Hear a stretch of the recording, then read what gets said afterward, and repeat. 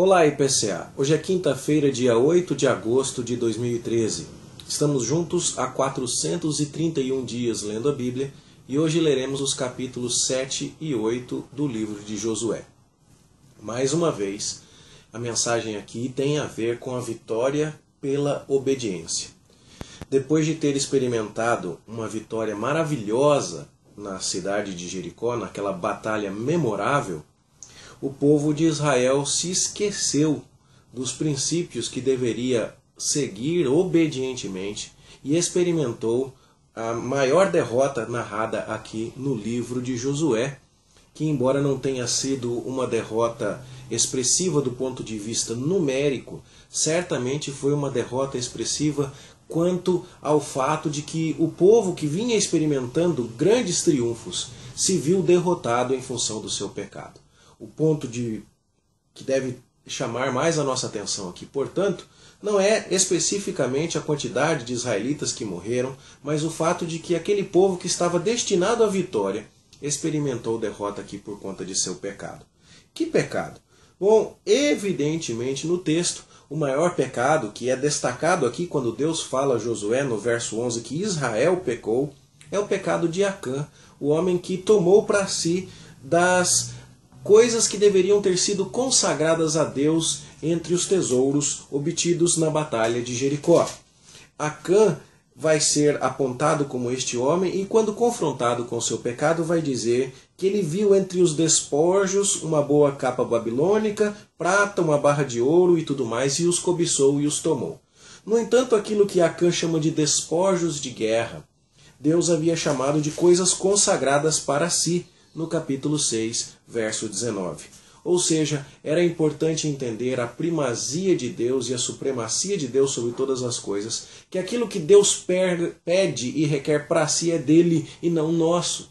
E então este certamente foi um pecado tido aqui em perspectiva.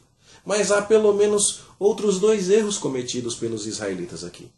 O primeiro deles é a ideia de que todo mundo devia lutar junto e que todos os israelitas deveriam juntos participar da conquista de Canaã, já vem lá desde os primeiros capítulos, quando Josué está falando aos homens da tribo de Gade, da tribo de Ruben, da meia tribo de Manassés, aqueles que se estabeleceram na Transjordânia, que eles deveriam vir até Canaã para lutar com seus irmãos. Todo mundo deveria participar da conquista.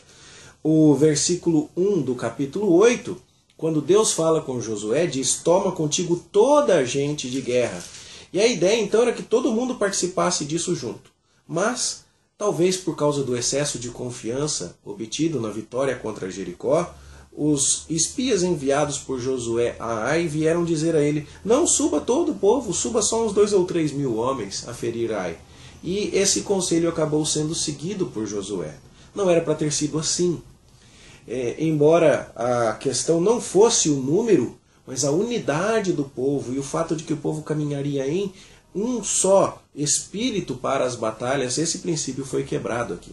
Além disso, foi quebrado também o princípio de consultar a Deus. Quando você nota a designação de Josué lá em Números, capítulo 27, verso 21, você vê que Josué deveria consultar o sumo sacerdote para saber se iria à batalha ou não. Você vê lá na batalha de Jericó que Deus apareceu e deu instruções específicas a Josué de como a batalha seria feita. Você vê no capítulo 8, quando vai haver uma segunda batalha contra Ai, que Deus dá as instruções detalhadamente. Aqui no capítulo 7, a confiança na força humana, que já fez com que fossem enviados menos homens do que o total do exército, também se mostra no fato de que Deus não é consultado. E, de maneira curiosa, para poder solucionar o problema, depois de Josué se curvar diante de Deus e falar, e se queixar, e se lamentar por conta dessa derrota, Deus quer ser consultado mediante o lançamento de sortes para que o pecado seja encontrado.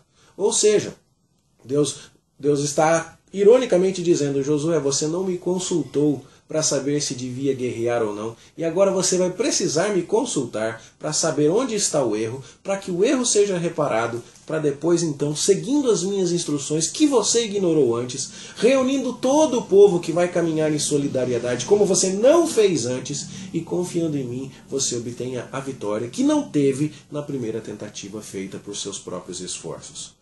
É então que nós vemos que a família de Acã é designada e todos eles aqui são apedrejados e são queimados como que para purificar, para santificar o acampamento.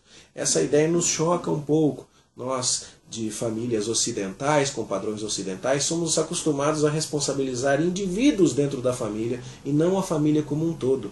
Mas certamente esse não é o princípio em vigor nos tempos bíblicos. E certamente é assim que nós aprendemos na Bíblia que acontecem as coisas. Quando Adão pecou, toda a humanidade caiu com ele. Quando Cristo venceu e obedeceu, todos os eleitos foram redimidos através da sua obediência. Nós estamos acostumados a ver essa solidariedade na Bíblia e é isso que acontece aqui. A família de Acã é condenada. Todo Israel acabou sendo condenado na derrota de Ai por causa do pecado de Acã. E agora, quando o pecado é solucionado através da condenação de Acã e de toda a sua família, Israel agora está pronto para uma nova batalha. Aqui Deus bondosamente vai autorizar o povo a receber dos produtos do saque da terra de Ai, da cidade de Ai. Há uma ideia aqui de que Deus soberanamente agora está abençoando o povo, depois de ter dito, no primeiro momento eu quero tudo para mim, vocês vão aprender a me colocar em primeiro lugar, depois as necessidades de vocês poderão ser atendidas, desde que vocês caminhem em obediência e saibam seguir as minhas orientações. Se há um texto que nos dá aqui lições claras quanto à obediência à estratégia de Deus, quanto a consultar a Deus e não confiar em nossas próprias forças, quanto a obedecer claramente às instruções de Deus, sem dúvida nenhuma, temos neste texto, nestas histórias aqui, uma instrução sobre isso. A vitória, num segundo momento, é obtida com tranquilidade.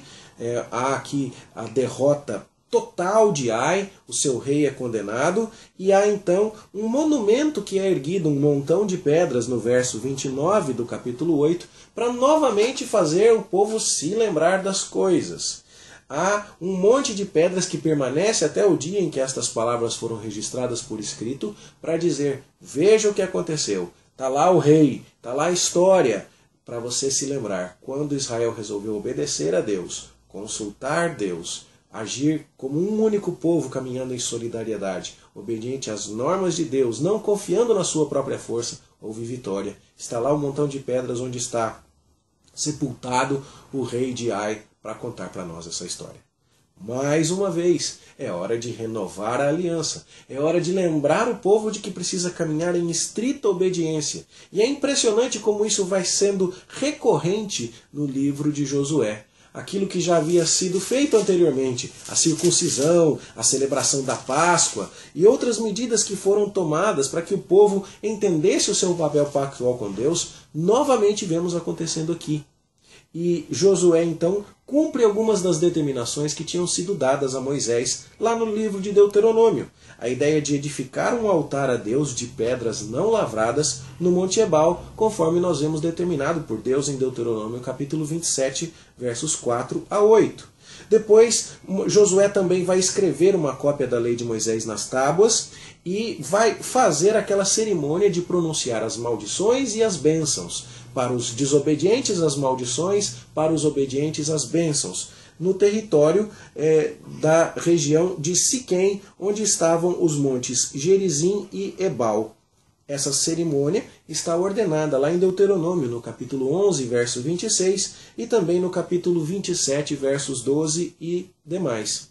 E você percebe então que outra vez temos cerimônias destinadas a lembrar o povo do seu dever de obediência. E isso por quê? Porque é fácil esquecer.